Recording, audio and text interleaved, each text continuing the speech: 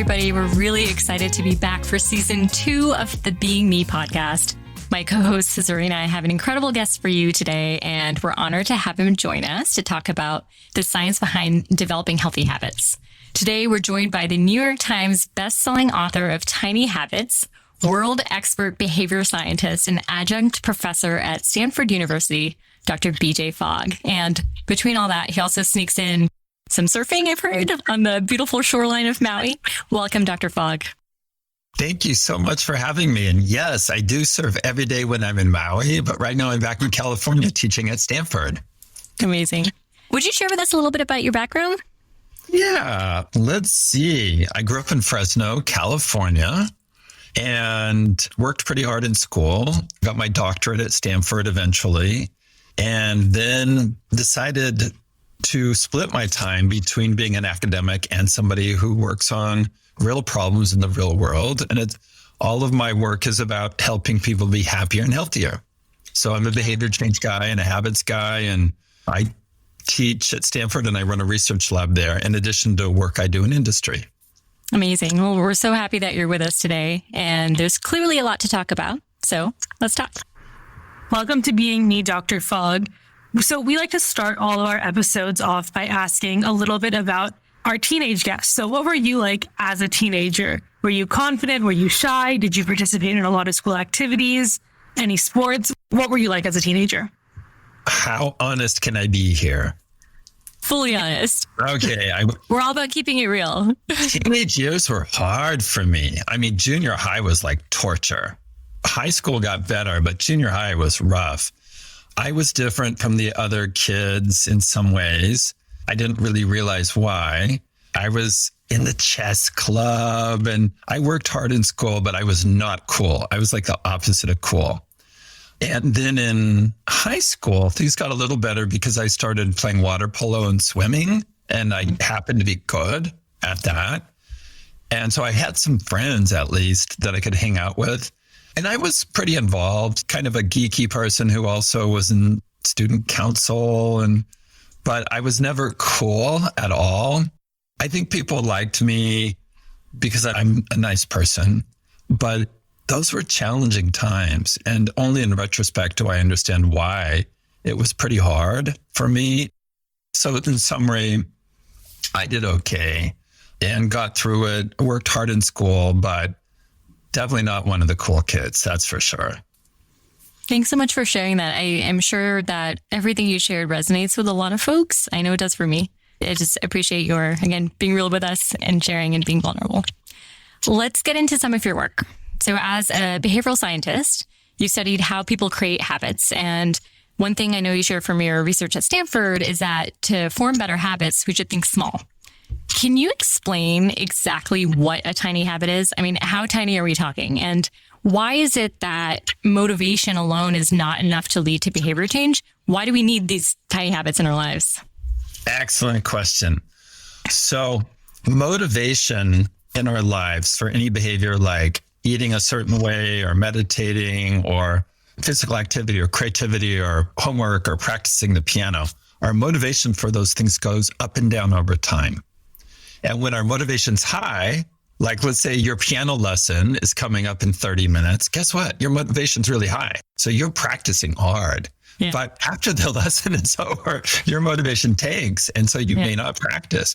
And so the reality is for any given thing, any given behavior, our motivation will go up and down over time.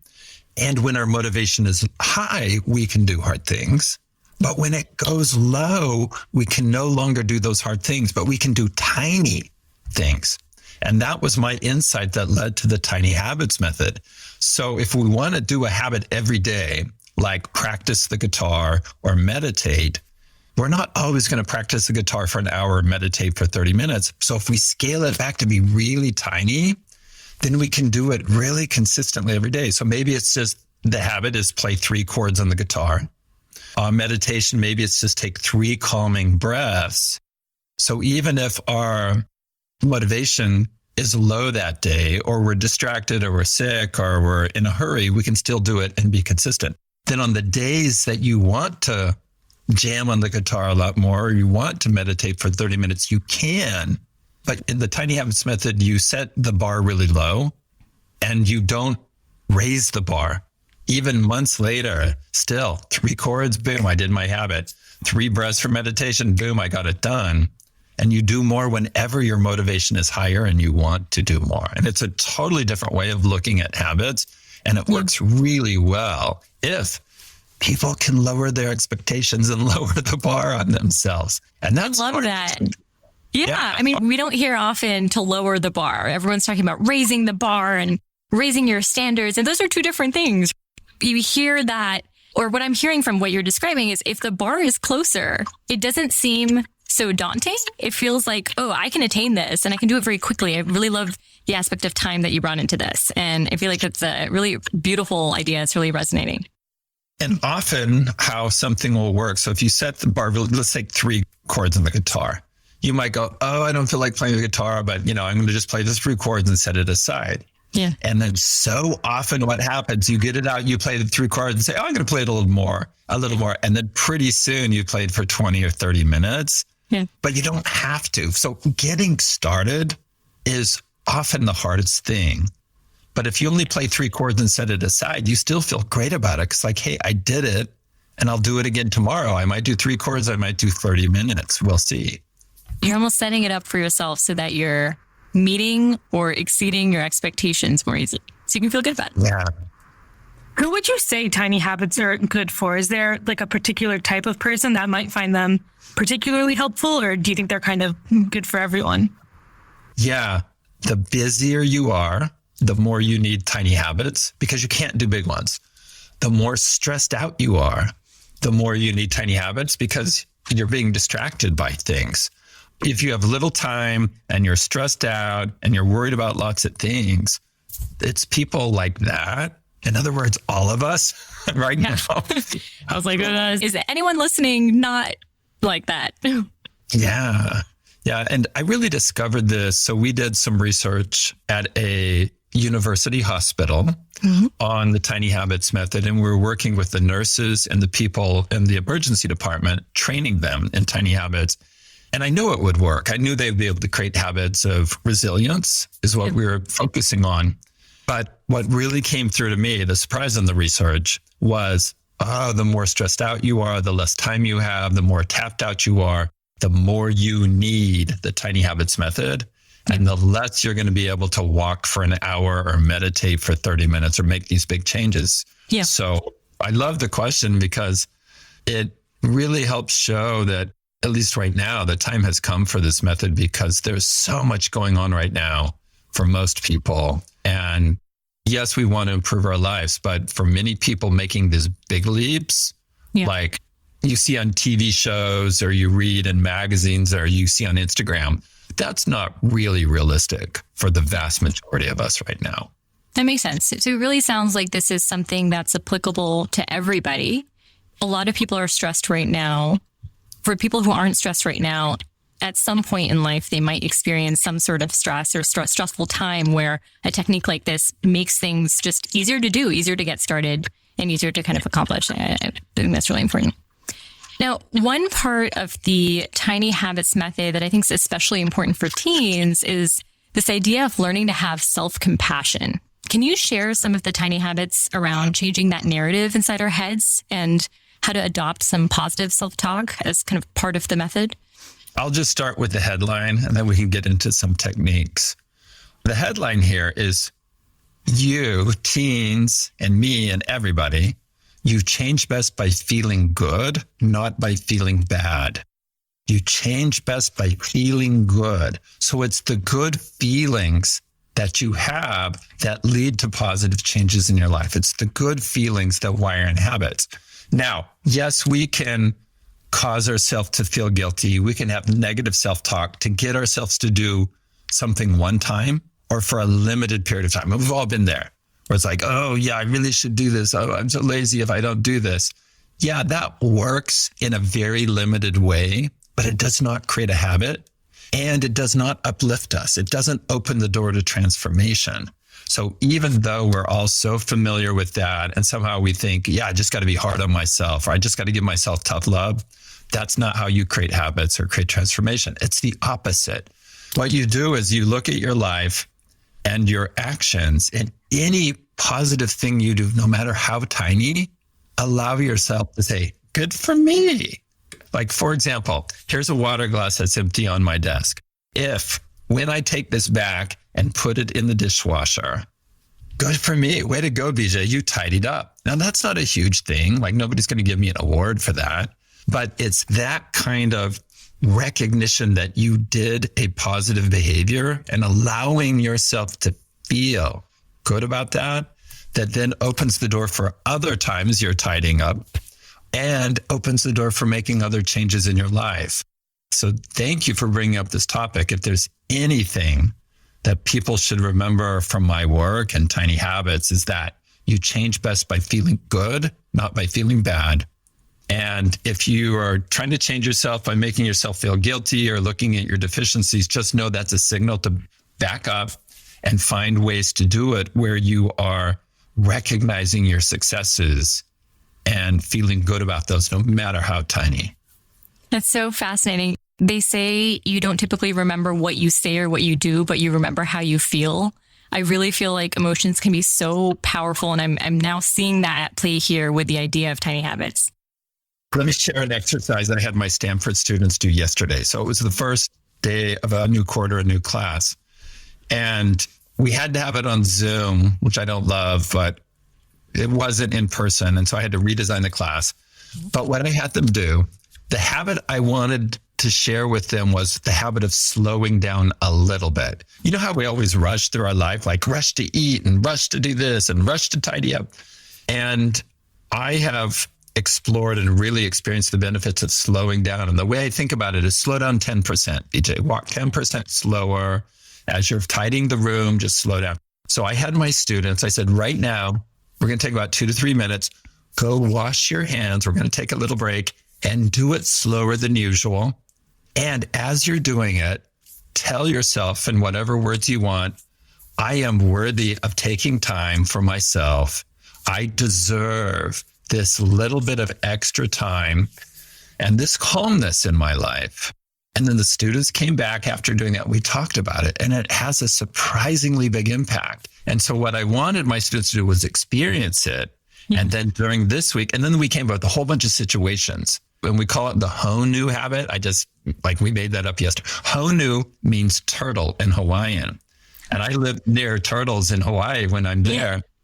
And so I wanted to give them something memorable and a bunch of contexts where you can do the Honu habit and do the positive self-talk as you're doing it, which will help wire that in. And what I'm looking for next week and the week after in my class is that Honu habit will generalize to other aspects of their life, where they'll recognize when they're rushing and they'll just slow it down a little bit. This morning, as I was doing that, it almost felt like I was having a spa experience by just slowing down a little bit. Yeah. So there are really simple things we can do that can have powerful effects.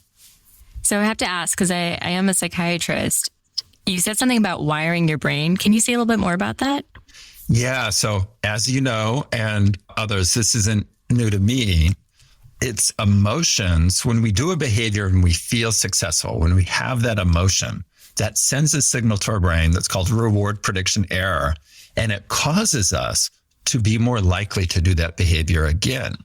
And it can be as simple as when you put on a shirt and you look in the mirror and you're like, oh my gosh, I look good in this shirt.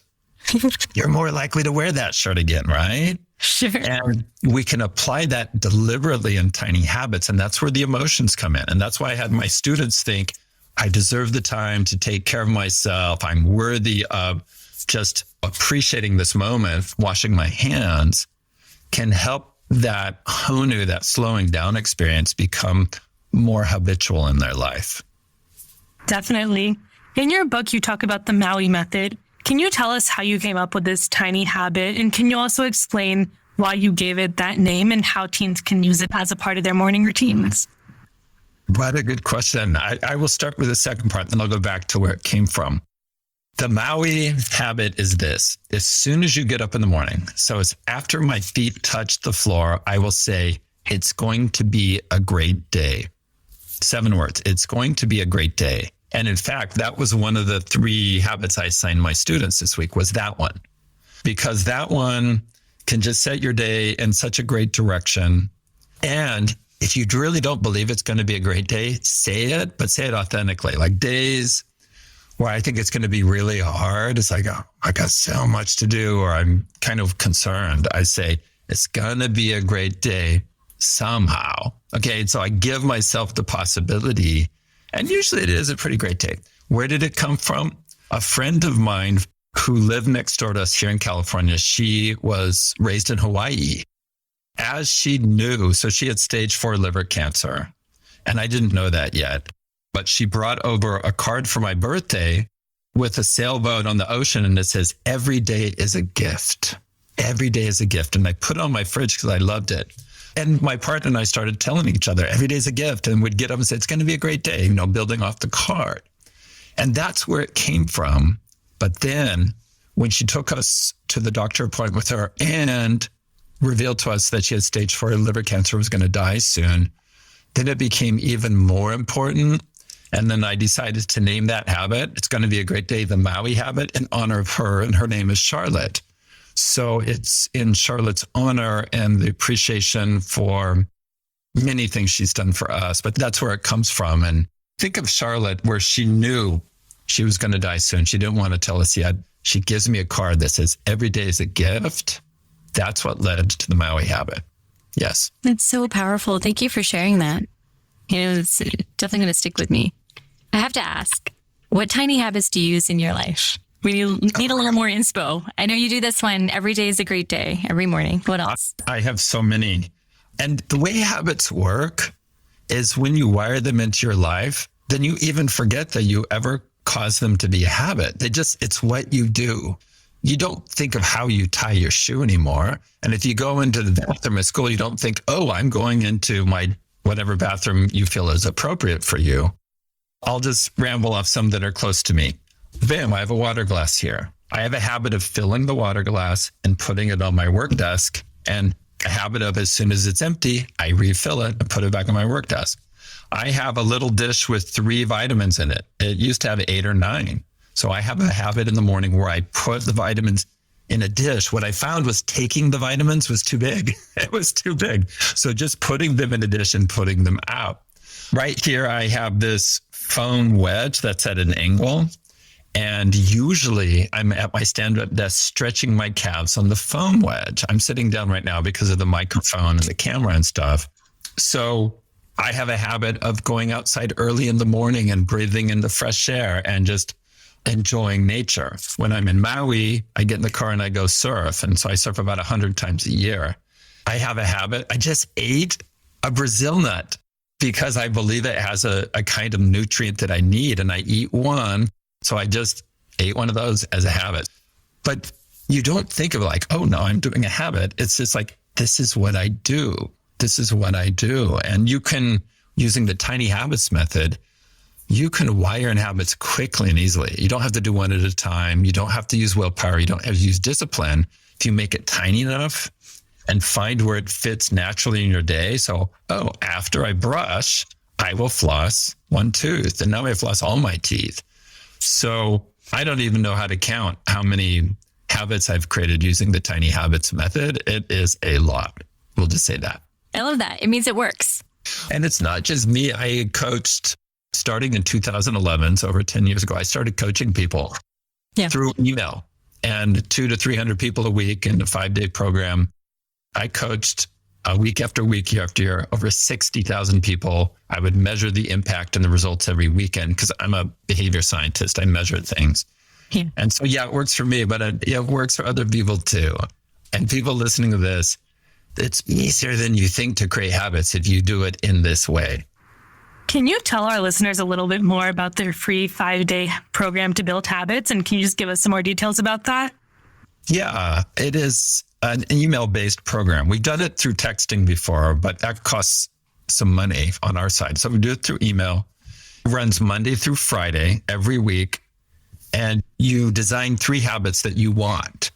It can be like the 3 meditation breaths. It could be 3, strums the guitar. It could be flossing one tooth. And there's a coach that I've helped train. You get a real human coach that works with you during those 5 days. The total time investment, like the getting started you do on Saturday and Sunday, maybe takes 15 minutes. Then every day you spend maybe 5 minutes. And then at the Saturday after Friday, we ask you to evaluate. How did things go? So the total time investment is 30, maybe 35 minutes. And you learn a lot about how habits work. And part of the learning is you learn how to revise a habit. Yeah. If something's not working, then you revise it. And that's part of the method. You design a habit, and then if it works, you keep going. If it doesn't, you revise it. And that's what the coaches do on email is they help you understand how do you tweak this so it works for you. And then sometimes I would say in about 25% of the cases, people discover, oh, I thought I wanted that habit, but I don't really want that habit. And that's a good discovery. So you just let it go. You pick something else to do rather than, oh, I thought I wanted to empty my trash can every morning, but I don't love that habit. So I'm not doing that one. Instead, I'm going to play with my dog every morning. Hooray. That's awesome. Thank you. We want to include a link to the Tiny Habits 5-day program in our show notes in our Instagram stories so our listeners can learn more about it because that's really just amazing. Thank you. The starting point would just be tinyhabits.com. And from there, you can see a variety of resources, including a way to get the 5-day program. And it's absolutely free. There's no hidden motives. My career and my life is about helping people be happier and healthier. So I've always made this free. And the coaches don't get paid either. They do it because they love it too. And it just makes us feel so good helping people. So wow. Even though it's free, don't worry that it's like some trick. It's not a trick. It's just a service. And we like to help people. That's amazing. I appreciate that. In terms of teens and social media, we wanted to ask, because there's been a lot of talk in both the news and lawmakers about apps like Instagram, TikTok, Snapchat. What do you think makes apps like Instagram so sticky? And how do you think that teens can use the Tiny Habits method to loosen the hold, so to speak, of social media and just build healthier tech habits? Yeah. Well, I think something like Instagram and TikTok, it goes in phases. The first phase is you use it. It's like, oh my gosh, that was so funny. And that made me feel so good. And I feel so entertained. So you're feeling that positive emotion, and it's emotions that create habits. So then it becomes a habit. But then over time, I think for many people, it's more like if you don't get on there, you're like, oh my gosh, what's going on? So you have this anxiety, like FOMO, some will call it. And then when you go, that anxiety, okay, I'm not missing anything. Again, that's an emotional shift that further wires in the habit. Okay, so it is the emotions that we experience, whether it's using a new ballpoint pen or wearing a new shirt or using social media. It's the emotions that create the habits. And that's what's going on from my perspective with social media. So it makes sense that it's wiring in and becoming a habit. And it's not your fault. It's how behavior works. And these systems have caught on because they are serving some emotional need in people's lives. And the fact that you have an urge or you feel compelled to go to YouTube or TikTok or Instagram is not your fault at all. But there are some things you can do to help reduce or minimize that. And it's different for different people. In my Stanford teaching lab, we've created a resource. I think it's the best resource in the world for screen time habits. So if you go to screentime.stanford.edu, there's this cute little genie that asks you, what habit do you want to reduce or get rid of? Is it gaming? Is it YouTube? Is it what platform? And then the little genie, the little AI, goes into our database of over 150 ways to reduce or stop screen time. And we're not going to stop it, to get your screen time at a level that you want, and suggest here are 3 ways you can do it. So what we have on the back end is the biggest collection of screen time reduction techniques. But we don't want to just say, here's all the techniques, because that's hard. And so instead, there's a cute little genie that guides you through, and that makes suggestions. So that's at screentime.stanford.edu. Thanks for sharing that. Yeah, that's really cool. We have a question from our teen advisory board about building healthy habits around phones and social media and creating healthier habits, especially around bedtime routines.